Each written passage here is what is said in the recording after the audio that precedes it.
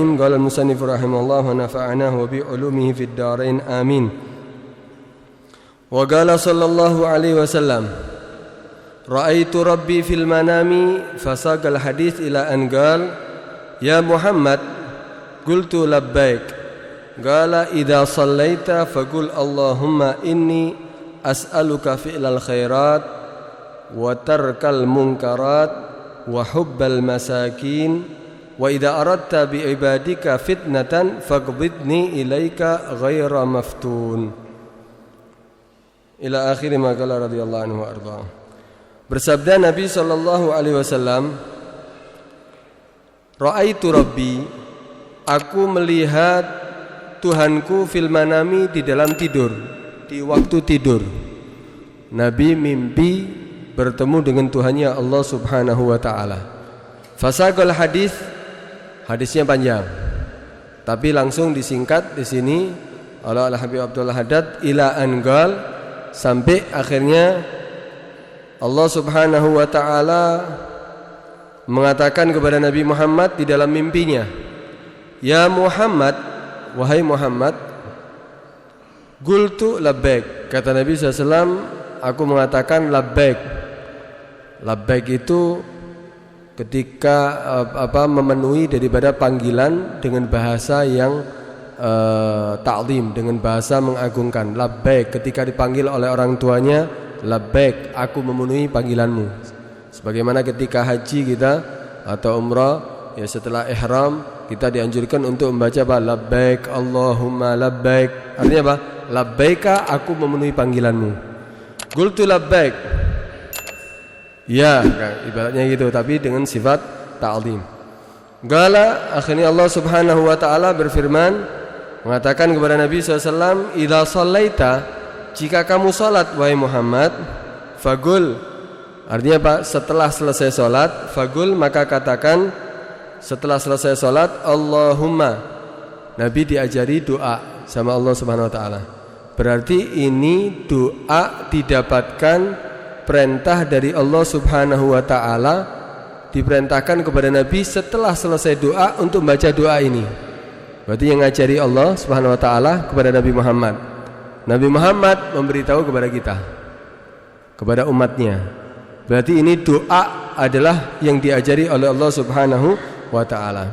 Idza shallaita, jika kamu sudah melakukan salat, fagul, maka katakan di dalam doa, Allahumma ya Allah, inni as'aluka fi'lal khairat, sesungguhnya aku memohon kepadamu fi'lal khairat, untuk melakukan banyak kebaikan, wa tarkal munkarat, meninggalkan segala kemungkaran, wa hubbal masakin, aku memohon kepadamu ya Allah untuk engkau memberi kepadaku cinta kepada orang-orang miskin.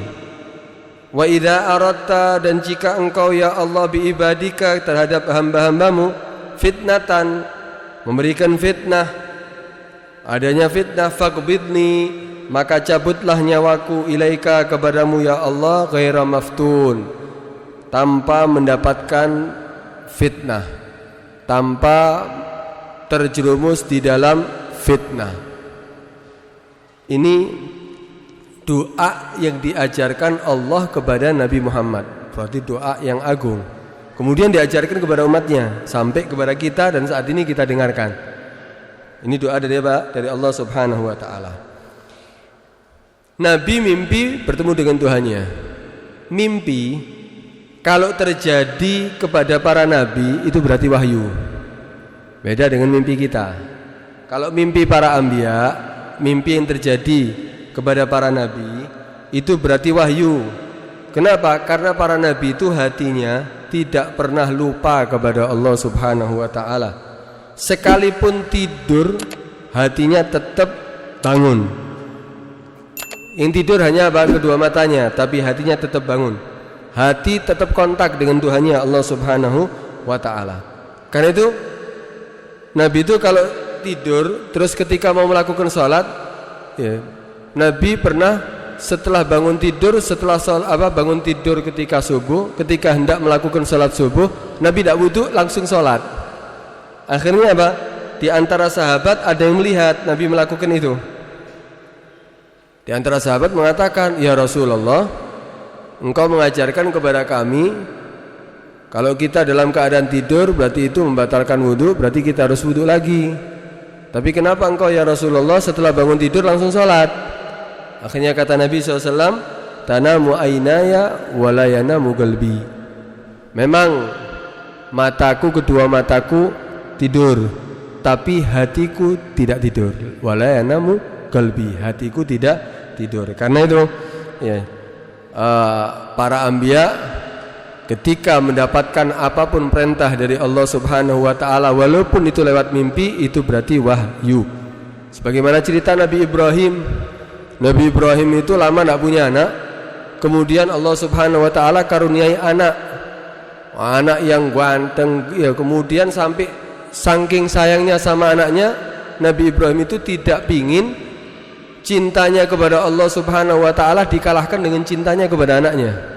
Karena itu sampai nadar, kalau Allah perintahkan aku untuk menyembelih anakku, aku akan sembelih.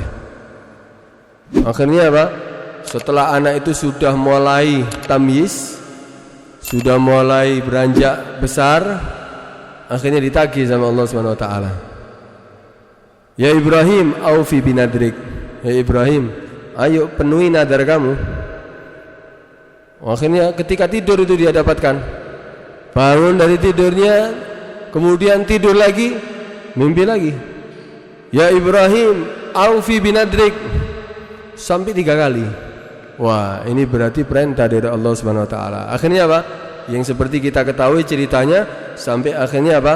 Dilakukanlah itu perintah dari Allah Subhanahu wa taala, dan akhirnya apa? Allah gantikan ya, ketika mau menyembelih anaknya Ismail, ternyata Allah gantikan dengan domba. Sampai akhirnya jadi kesunahan bagi umatnya Nabi Muhammad, itu apa? Menyembelih hewan kurban. Itu lewat mimpi. Kenapa? Mimpinya para anbiya itu adalah wahyu. Nabi Yusuf juga terjadi. Ketika Nabi Yusuf mimpi, di dalam mimpinya dia melihat ada 11 daripada kaukab. Ya, ada 11 apa bintang ya sujud kepada dia. Ya, bintang semuanya sujud tunduk kepada dia, dan di situ ada 2 orang ya. Yang mana Al-Qamar ya, bulan dan yang lainnya, dia juga tunduk kepada Nabi Yusuf. Akhirnya apa? Ternyata itu adalah tanda bahwa nanti Nabi Yusuf akan menjadi raja, akan menjadi wazir ya, atau ya perdana menteri kalau sekarang ya, menjadi perdana menteri, yang sehingga pas semuanya daripada saudara-saudara daripada apa? Nabi Yusuf yang ada 11 semuanya akan menjadi apa? Akan menjadi orang yang tunduk kepada apa? Kekuasaan daripada Nabi Yusuf. Ini terjadi juga lewat mimpi. Banyak ya daripada mimpi para anbiya itu adalah sebagai wahyu ya terhadap apa? Terhadap dirinya. Kemudian kalau kita lihat tadi, ini mimpi yang diajarkan kepada Nabi SAW, doa dari yang diajarkan oleh Allah Subhanahu Wa Taala kepada Nabi Muhammad SAW. Berarti ini doa yang penting. Ini doa yang penting. Karena itu ya kita ya diberitahu oleh Nabi SAW, ya kita baca. Doanya pendek, tapi maknanya sangat apa? Maknanya sangat besar. Di situ Nabi diajarkan untuk berdoa apa? Allahumma ya Allah, inni as'aluka, sungguhnya aku memohon kepadamu ya Allah, fi'lal khairat, untuk bisa melakukan segala kebaikan. Fi'lal khairat, melakukan kebaikan itu memang ya, kita ini sebagai hamba Allah Subhanahu wa taala kan ada tugas. Tugas kita adalah beribadah kepada Allah Subhanahu wa taala. Ibadah yang dimaksud adalah semua kebaikan. Inilah yang dimaksud untuk beribadah kepada Allah. Ibadah yang dimaksud itu bukan hanya ibadah sholat. Ibadah itu adalah yang dimaksud ada melakukan kebaikan. Nah, sedangkan ibadah kepada Allah Subhanahu wa taala itu ada yang sifatnya ibadah penghambaan langsung kepada Allah Subhanahu wa taala. Hubungan langsung dengan Allah Subhanahu wa taala. Yaitu apa?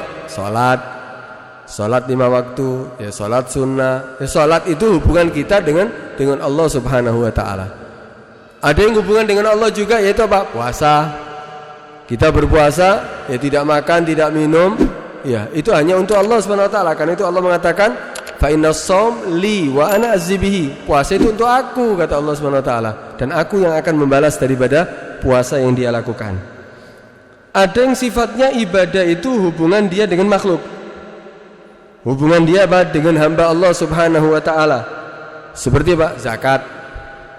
Kita melakukan zakat, memberikan kepada orang yang membutuhkan, kepada mustahikin, orang-orang yang berhak untuk menerima daripada zakat. Berarti ini hubungan kita sesama manusia. Ibadah, kebaikan, tapi hubungan kita dengan apa? Dengan hamba. Ada malah gabungan antara hubungan dengan Allah sekaligus hubungan dengan hamba, yaitu apa? Haji. Bukankah haji itu kita juga perlu biaya? Ada yang kita keluarkan, tapi juga itu adalah hubungan kita dengan Allah Subhanahu wa taala ketika kita melaksanakan haji. Artinya apa? Semua ibadah yang kita lakukan itu adalah yang dikatakan dengan melakukan kebaikan. Melakukan kebaikan, ibadah sama. Karena itu kita dianjurkan untuk berdoa apa? Allahumma ya Allah inni as'aluka fi'lal khairat. Ya Allah, mau aku memohon kepadamu untuk aku bisa melakukan segala kebaikan. Artinya apa? Melaksanakan tugas sebagai hamba Allah untuk apa? Beribadah kepada Allah Subhanahu wa taala. Ya, karena itu tugas kita apa? Memang tugas utama fi'lal khairat. Melakukan itu banyak kebaikan. Segala kebaikan kita lakukan. Apa saja sudah kebaikan, enggak usah pilih-pilih. Segala kebaikan kalau kita mampu melaksanakan, laksanakan. Nabi SAW pernah bersabda gini, al-imanu bid'un wa sab'una syu'bah. Iman itu ada dibagi menjadi 70 lebih. Bid'un itu ya 3 sampai 10. Ya, al-imanu, iman itu ada dibagi oleh Allah Subhanahu wa taala menjadi 70 lebih daripada syu'bah bagian. A'laha, paling tingginya iman yaitu apa? La ilaha illallah. Itu kalimat la ilaha illallah. Tapi bukan hanya menyebutkan la ilaha illallah, tapi itu benar-benar disebutkan dan dilaksanakan sesuai dengan yang dia sebutkan. Tidak ada Tuhan selain Allah. Berarti apa? Dia tidak menyembah, tidak mengagungkan, tidak mentuhankan kecuali Allah Subhanahu wa taala. Tidak ada yang berhak untuk disembah kecuali Allah Subhanahu wa taala. Kalau diartikan secara ya makna yang lebih luas, ya berarti apa?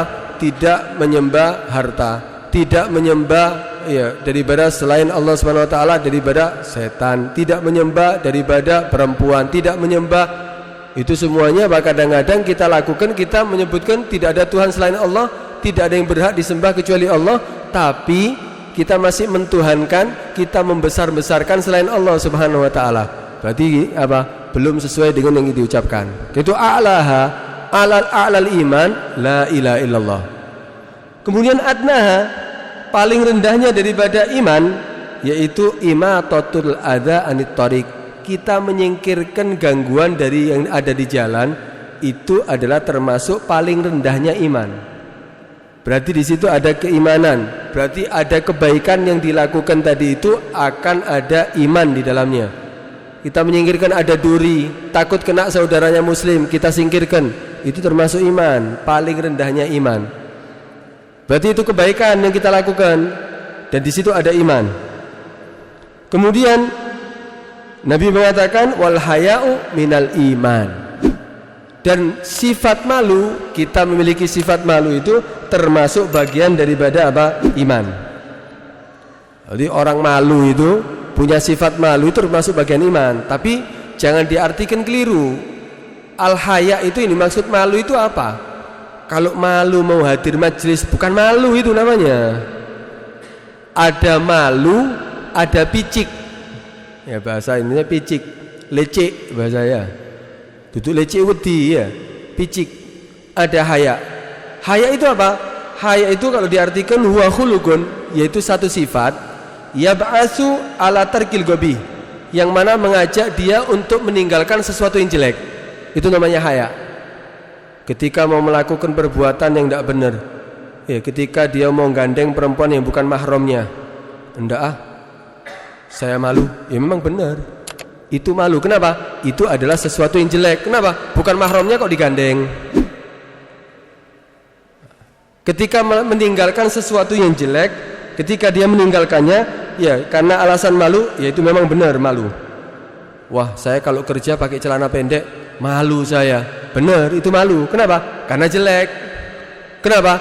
Karena membuka aurat. Wah, saya kalau ya enggak pakai kerudung perempuan seandainya, ya malu saya. Ya memang benar itu harus malu. Al-haya'u minal iman. Kenapa? Karena itu meninggalkan sesuatu yang jelek. Kenapa? Karena membuka aurat. Kemudian wa alat taksir, wa ala tarkit taksir fi haqqi dhi haq.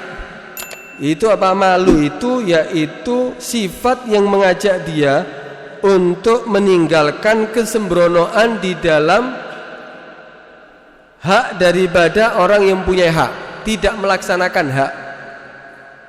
Seandainya saya ini tidak ngerti tentang urusan wudhu, tidak ngerti urusan agama, ya berarti saya mau tanya kepada ulama. Ini benar, saya malu kalau mau tanya. Ini bukan malu, ini namanya picik. Bukan malu itu. Meninggalkan taksir daripada haknya dia tidak ngerti harus tanya. Kok dia tidak mau tanya? Ya bukan malu, itu namanya picik. Seperti contohnya, saya mau hadir majelis ini malu saya. Ini bukan malu. Kenapa? Haknya kamu sebagai orang yang beriman harus tahu ilmu yang diajarkan Nabi, harus tahu hadis-hadisnya Nabi, harus tahu dengan cara apa? Hadir majelis. Kalau tidak hadir karena malu, bukan malu itu namanya, tapi apa? Picik. Makanya itu harus kita membedakan. Al-haya'u minal iman bukan berarti wah ini sifat iman ini, saya malu nih. Ya malu yang mana? Kalau kita artikan tidak sesuai dengan artinya, bukan malu namanya, itu namanya apa? Picik. Karena itu Nabi mengatakan apa? Al-haya'u khairun kulluh. Haya itu adalah khairun kulluh, kebaikan semuanya. Haya itu sifatnya adalah berarti apa? Malu itu adalah sifatnya positif. Kalau picik sifatnya negatif. Jadi Nabi mengatakan apa? Al-haya'u khairun kulluh. Malu itu adalah semuanya kebaikan. Ada riwayat lain apa? Al-haya'u kullu khair. Sama. Ya, itu malu itu adalah apa? Kullu khair. Semuanya adalah kebaikan. Ada riwayat lain, la ya'ti ya al-haya'u la ya'ti la fi khair. Malu itu tidak akan datang kecuali di dalam hal yang positif, sesuatu kebaikan. Nah, karena itu ini kita ya, Nabi mengajak kepada kita untuk apa? Memohon. Allah Subhanahu wa taala mengajarkan kepada Nabi kita untuk mohon apa? Allahumma inni as'aluka fi'lal khairat.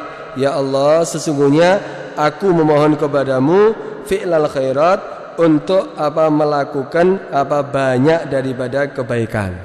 Nah, berarti apa? Semenjak kebaikan itu bisa kita lakukan, jangan ditinggalkan. Kita melihat ada orang yang membutuhkan bantuan kita, tetangga kita sakit, ayo kita bantu. Bantu semampu kamu. Kemudian seandainya ada orang kita ngerti untuk apa? Baca Al-Quran, ada anak-anak atau orang yang tidak bisa ngaji, ingin belajar, ajari. Itu kebaikan. Kebaikan itu tidak harus dia ya, melakukan sesuatu yang besar. Seperti itu sudah kebaikan. Seperti tadi apa? Imatatut thariq anil adza, itu kebaikan, termasuk bagian daripada iman. Semampu kamu lakukan. Apapun yang bisa kamu lakukan daripada kebaikan, jangan ditinggalkan. Dan kita diperintahkan untuk selalu memohon untuk bisa melakukan segala kebaikan. Kemudian doa selanjutnya, watarkal munkarat. Ya Allah, aku mohon kepadamu untuk bisa meninggalkan daripada apa? Kemungkaran. Kemungkaran itu segala perbuatan jika kita melakukannya maka Allah akan murka dan Allah tidak ridho. Jadi apapun yang dikatakan perbuatan mungkar. Apa sih perbuatan mungkar itu?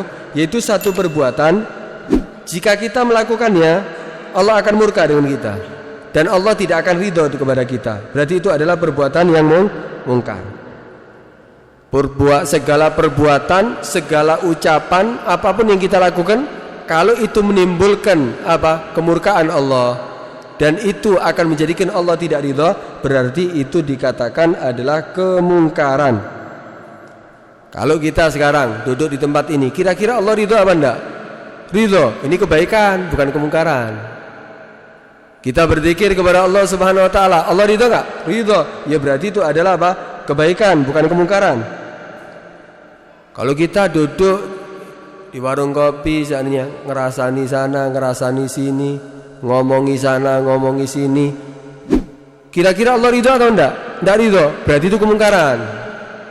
Kalau ada orang duduk-duduk, anak muda ya duduk-duduk jagongan sambil narkoban, sambil minum minuman keras, kira-kira Allah ridho atau enggak? Enggak ridho, berarti itu kemungkaran.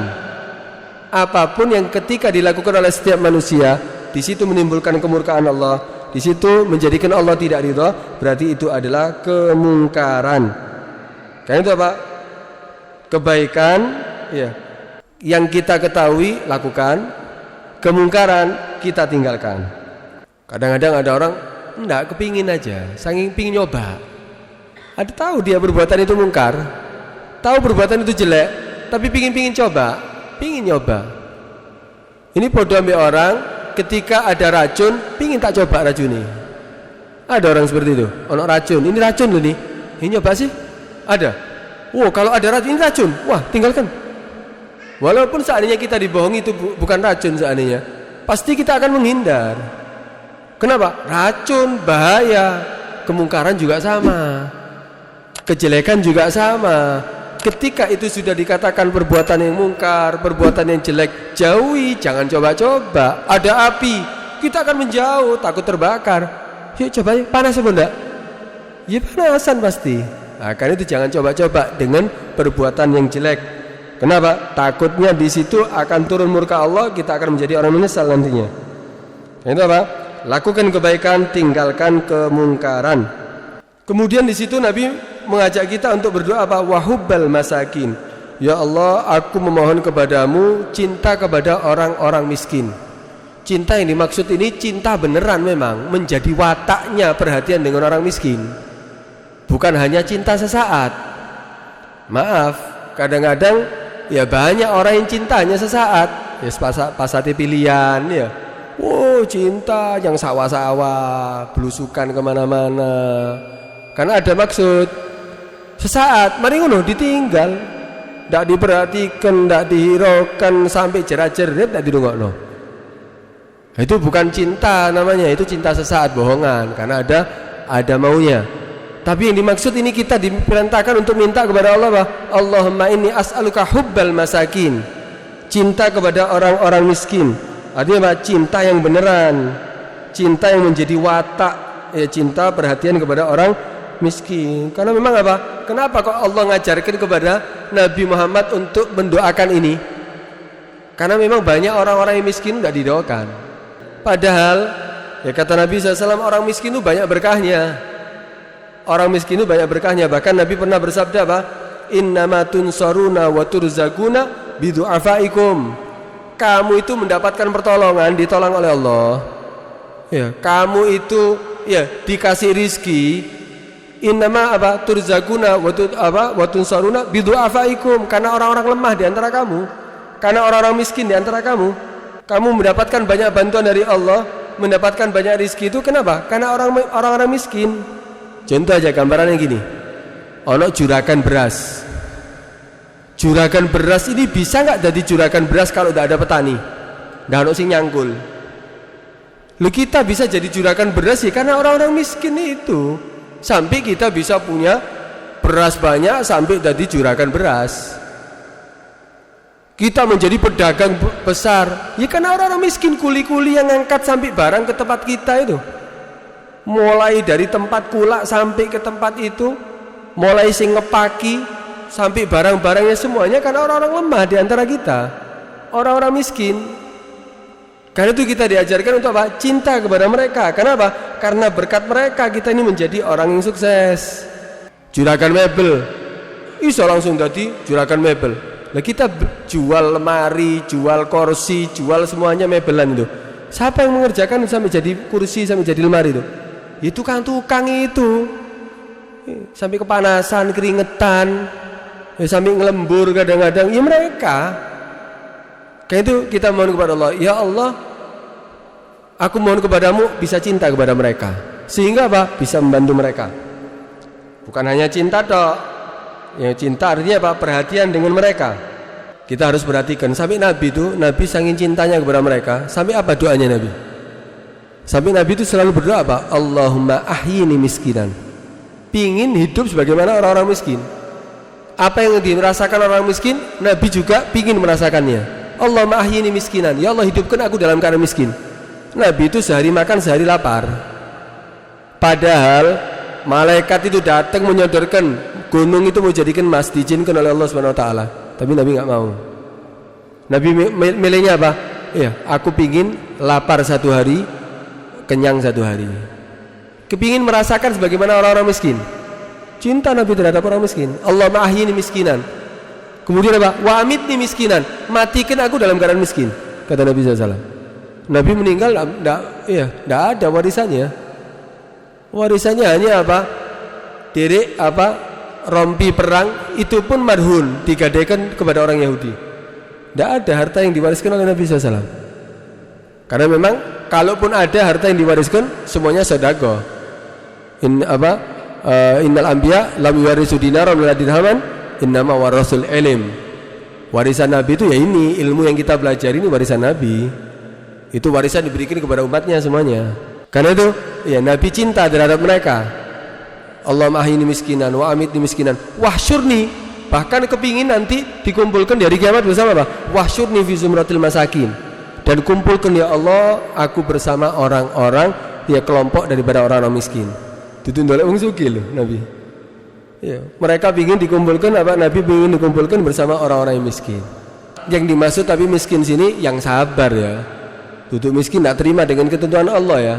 Miskin sabar dengan ketentuan Allah, ridha dengan yang ditakdirkan oleh Allah Subhanahu wa taala, tetap dia melaksanakan ibadah, tidak meninggalkan kewajiban, kemudian dia meninggalkan yang haram.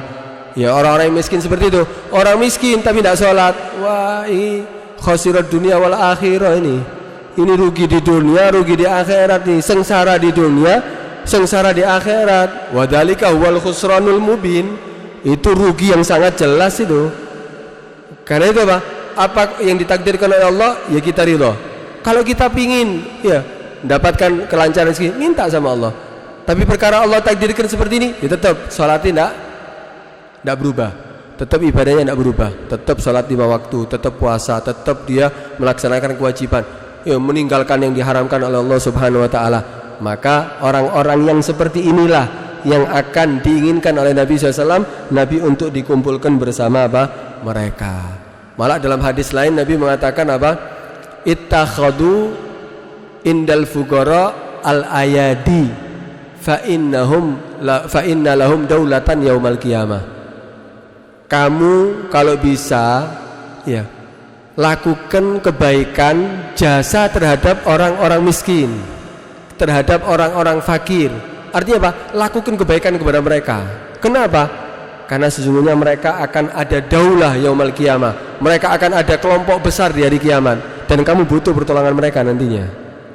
Di saat kita butuh pertolongan orang, yang orang-orang yang kamu bantu di dunia itu yang akan bantu kamu. Ini bantu aku ketika aku sakit. Oh ini bantu aku ketika aku membutuhkan. Dia akan perhatian dengan kamu. Dia akan perhatian dengan kamu dan akan membantu orang-orang yang selalu membantunya ketika di dunia. Itu kata Nabi apa? Bantu mereka. Berbuat baik kamu terhadap mereka, kamu akan dibantu oleh Allah Subhanahu wa taala. Yang dikatakan orang miskin yang seperti inilah yang sabar, yang kemudian menerima dengan ketentuan Allah, dia akan mendapatkan apa? Mendapatkan maqam yang tinggi nanti di hari kiamat. Ya, bahkan ya jangan sampai kita pernah menyepelekan orang-orang miskin, bahaya. Ngualati, miskin ini ngualati. Ngualati artinya apa? Ketika kita melakukan perbuatan semena-mena terhadap mereka, jangan-jangan Allah balik nanti. Kita yang seperti mereka, dia akan seperti kita nantinya. Pernah terjadi itu. Ada seorang yang kaya raya, ketika tengah-tengah makan dengan istrinya, datang orang miskin. Orang mampu ya. Kemudian ketika datang, minta dia karena lapar, dia minta makan. Wah, dibentak-bentak sama suaminya. Tidak ada. Tidak usah, ya dibentak-bentak habis sudah. Sudah ada dikasih, dimarahi. Udah, pulang dia, keluar dari situ. Setelah itu terjadi mungkin dia bangkrut, kerjaannya ada masalah sampai akhirnya bangkrut, sampai ketika bangkrut dia sampai ribut dengan istrinya, nggak akur sama istrinya karena bangkrut, mungkin stres, ketok bojone ngamuk terus, ya sampai akhirnya apa? Pisah dengan istrinya. Pisah dengan istrinya, pisah sudah. Sampai dia menjadi orang miskin. Menjadi orang miskin sampai dia menjadi orang minta-minta. Ngetuk rumahnya orang. Yang kaya tadi itu sampai jadi orang miskin, sampai lapar dia ngetuk rumahnya orang. Diketuk, dibuka. Ketika dibuka, ya ketika apa? Diketuk pintunya, akhirnya apa? Rumah yang didatangi tadi itu istrinya apa? Suaminya mengatakan, "Coba kamu buka, siapa mungkin ada yang butuh. Coba kasih apa? Kamu lihat." Dibuka, jerit si perempuan.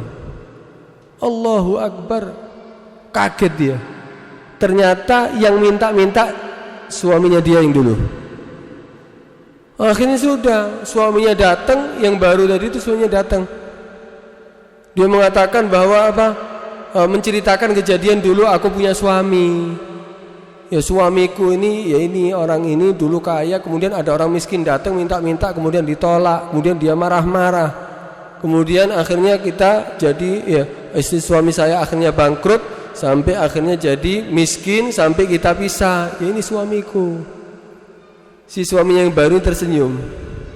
Kata suami yang baru, "Tahu kamu siapa orang miskin yang datang kepada kamu saat itu? Itu aku." Jadi Allah balik. Sampai istrinya jadi istri yang dulu jadi istrinya si orang miskin tadi itu. Karena itu hati-hati, ya. Ya kalau seandainya mau nolak, ya ojo kasar. Kalau bisa kita kasih, ya kita kasih. Ya, tapi kalau memang semenjak, oh ini orang ini minum minuman keras ini, kalau kita kasih dibuat minuman keras, ya tidak apa-apa, kita tolak. Malah kalau kita tahu dibuat untuk minuman keras, ya tidak boleh kita kasih. Nah, kemudian yang terakhir, wa idza aradta bi ibadatika fitnatan faqbidni ilaika ghaira maftun. Kemudian ya Allah, wa idza aradta, dan jika engkau ya Allah bi ibadika terhadap hambamu fitnatan, ya terhadap fitnah, kekacauan, peperangan, yang akhirnya apa? Takut akhirnya kita masuk dalam itu kekacauan, takut dalam fitnah, ya faqbidni ya Allah, kalau gitu cabutlah nyawaku ya Allah, ilaika kepadamu ghaira maftun, tapi dicabut nyawanya tidak terfitnah, ya, tidak menjadi satu kelompok yang di situ juga masuk dalam fitnahnya. Artinya apa? Aman. Ini doa yang diajarkan oleh Allah Subhanahu wa taala kepada Nabi Muhammad. Karena itu, ya kalau bisa kita baca ini doa ini. Kita baca doa ini, berarti doa istimewa sampai Nabi Muhammadnya, ya Nabi Muhammad diajari oleh Allah Subhanahu wa taala. Dan Nabi Muhammad menyampaikan kepada kita, ya artinya apa? Ya kita juga membaca doa ini. Ya, tapi ya diresapi dengan artinya sesungguhnya, ya benar-benar ya Allah, aku memohon kepadamu untuk bisa melakukan segala kebaikan. Ya, yang mampu aku lakukan ya Allah, aku mohon kepadamu engkau memberikan aku kemampuan untuk melakukan segala kebaikan dan meninggalkan segala kemungkaran dan cinta kepada orang-orang miskin. Dan aku ya Allah, kalau memang ya engkau menginginkan kepada hambamu terjadinya fitnah, ya Allah cabut nyawaku, ya tanpa aku mendapatkan fitnah, ya aku cabut nyawaku kepadamu ya Allah tanpa aku mendapatkan daripada segala fitnah. Ini doa yang diajarkan oleh Nabi SAW, yang mudah-mudahan yang bisa kita baca, kita amalkan, dan Allah SWT menjadikan kita termasuk orang-orang yang bisa melakukan segala kebaikan dan bisa meninggalkan segala kemungkaran. Dan mudah-mudahan kita dijadikan orang yang cinta, perhatian dengan orang-orang yang tidak mampu, orang-orang yang lemah, orang-orang yang miskin, perhatian dengan mereka. Mudah-mudahan Allah SWT bebaskan kita, jauhkan kita daripada segala fitnah, kau jauhkan kita daripada segala musibah. Amin ya rabbal alamin. Al-Fatihah.